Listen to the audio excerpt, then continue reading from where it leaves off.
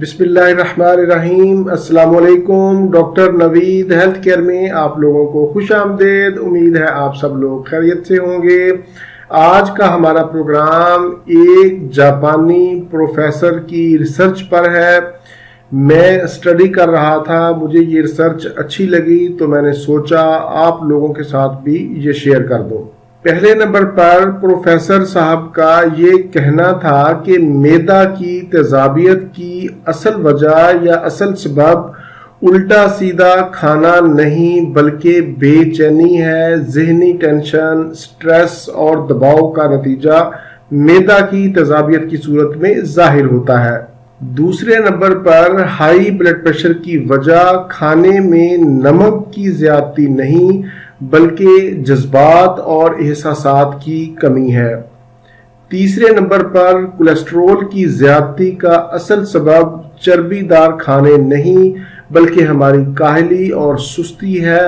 ورزش کا نہ ہونا، واک کا نہ کرنا، اس کا نتیجہ کولیسٹرول بڑھنے کی صورت میں ظاہر ہوتا ہے۔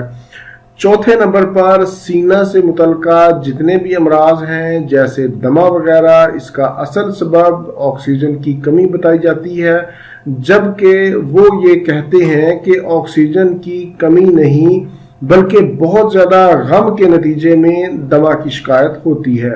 پانچویں نمبر پر شوگر کی بیماری جسم میں گلوکوز کی زیادتی سے نہیں بلکہ انا پرستی اور اپنے موقف پر بے جا شدت کا نتیجہ ہے۔ چھٹے نمبر پر جگر کی بیماری نیند کی کمی یا پھر نفسیاتی خلل سے نہیں بلکہ مایوسی کا نتیجہ ہے۔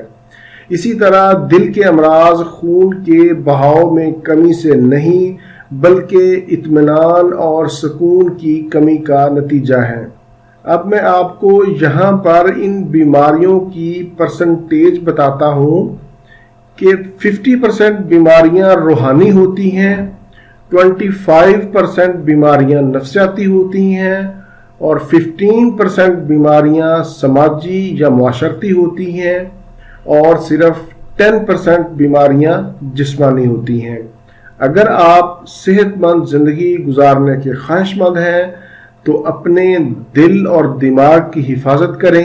حسد، غصہ، تکبر، انتہا پسندی، خود غرضی، کنجوسی، ضد، سستی، کاہلی، لڑائی جھگڑا اور نفرت کا خاتمہ کرنا ہوگا۔ دوسروں کو ادنا اور حقیر نہ سمجھیں، لوگوں کو معاف کرنا سیکھیں، درگزر کریں، خواہشات نفسانی سے پرہیز کریں، اللہ کا ذکر کریں، صدقہ خیرات بھی کرتے رہیں، اپنے دلوں کو نرم کریں، بھائی چارہ کی فضا قائم کریں۔ یہ تھا میرا آج کا پروگرام۔ امید ہے آپ لوگوں کو پسند بھی آئے گا اور آپ اس پر عمل بھی کریں گے۔ پروگرام سے متعلق اپنی قیمتی رائے کا اظہار ضرور کیا کریں۔ اگر آپ اپنی بیماری سے متعلق کوئی بھی پروگرام دیکھنا چاہتے ہیں تو یوٹیوب کے سرچ انجن میں ڈاکٹر نوید ہیلتھ کیئر لکھیں تو میرے تمام پروگرام آ جائیں گے۔ آپ اپنا مطلوبہ پروگرام دیکھ سکتے ہیں۔ اگر آپ کو کوئی پروگرام نہ ملے تو مجھے کمنٹس میں بتا دیں، میں انشاءاللہ اس پر پروگرام کر دوں گا۔ اسی کے ساتھ ہی مجھے اجازت دیجیے۔ اپنے اہل خانہ اور اپنے دوستوں کا بہت زیادہ خیال رکھیں۔ اللہ حافظ، والسلام۔